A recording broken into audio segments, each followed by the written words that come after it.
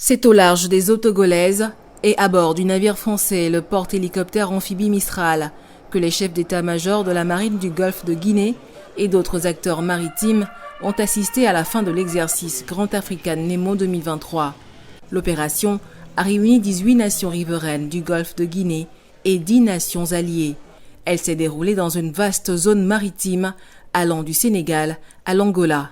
L'exercice Grand African Nemo dénommé GANO vise à renforcer de manière concrète la coopération et la coordination entre les différentes marines participantes à travers la mise en place de nombreux exercices qui reproduisent des conditions opérationnelles proches du réel et répondent aux problématiques locales, à savoir la piraterie, la pêche illicite, les trafics de tout genre. L'objectif annuel de cet exercice, c'est de rassembler sur une période concentrée tous les acteurs du monde maritime du golfe de Guinée. L'objectif est de partager nos connaissances de cet environnement maritime, d'être capable de partager nos informations et tout ça pour établir nos capacités d'intervention mutuelle pour contrer ces menaces qui sévissent dans cet environnement.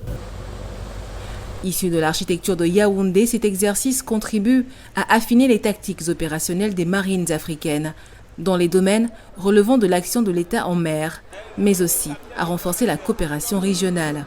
Cet exercice, en fait, vient en appui à l'opérationnalisation de l'architecture de Yaoundé. Je pense que l'architecture de Yaoundé a bâti une conscience maritime qui s'étend du Sénégal jusqu'en Angola. C'est un acquis fondamental. Le fait, effectivement, que nous raisonnons en termes de région.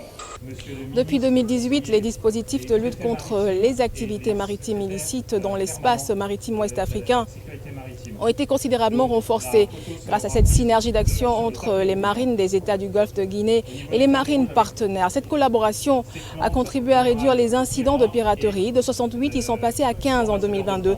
En 2023, seulement 3 incidents ont été signalés.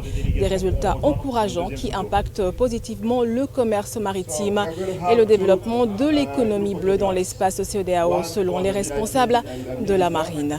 Amena Signon pour VOA Afrique, Lomé.